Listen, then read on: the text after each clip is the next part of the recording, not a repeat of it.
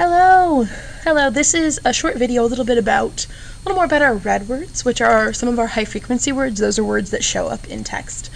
You might have seen some of my videos from last year about the arm tapping. We do the arm tapping for red words to help us spell each red word. In terms of how we introduce and talk about red words, I did want to share that with you. So the first thing I want to talk about is when we introduce a red word, I'm going to use the word now. We've recently learned that. Now, the first thing we do is we have students tap or push sounds to determine how many sounds are in the word. So they might tap ow, they hear two, or they might have a manipulative something like this where they can push it ow. So we are hearing two sounds. So with that, we know we're going to need two different sounds, two different spellings. So we're going to make two sound boxes because we know there are two sounds we have to worry about. We've also done it before with just like two lines, so we know there are two sounds that we're working to spell. So the first one would be and we ask, do we know anything that spells that? And students would say, yes, we know N says n.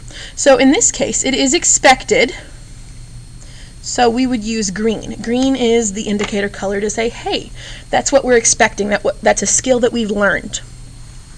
So there's ow, ow. Now, in kindergarten, they have not learned a spelling for ow. Many of you might know that there's a couple different ways that you can spell that sound. In this case, it would actually be O-W. And notice we're using the red to indicate this. So the red is what we call a surprise sound, or it's not expected, something we don't know, or it could be a bit surprising if students have learned that sound and it's something different. So this is ow, so it would be green, and then red. One of the things I will point out is we're working on the spellings that go with each sound. Many times students are going to try to just give you one letter. We are slowly picking up on the fact that there could be more than one letter to represent that sound, like the O-W in ow, ow. So if you ever have the sheets come home and you see green and red, this is what that indicates. Is it an expected sound that our students know, or is it something that's unexpected, or maybe something that hasn't been learned yet? Kindergarten does not, at this point, does not work with ow.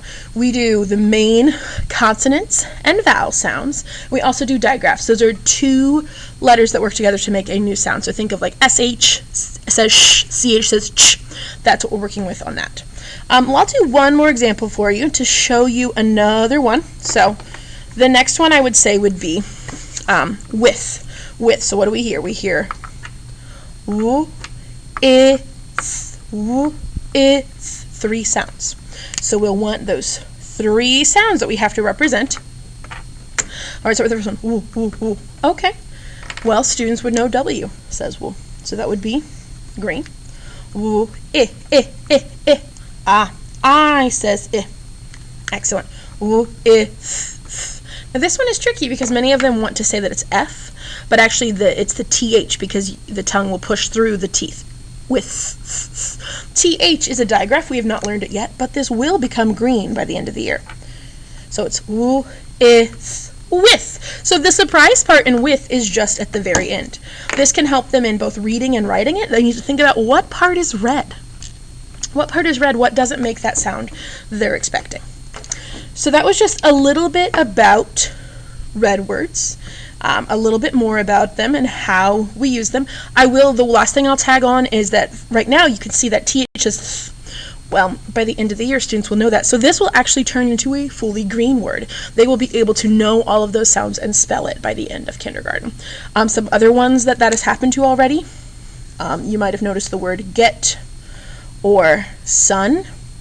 Those were red words at one point, but students now know all of those spellings, so they've now turned green. So those are where we get that. The red part is the surprise part, but some of them now are completely what we call decodable by the student. They're able to read every part because they know the sounds and spellings associated with them.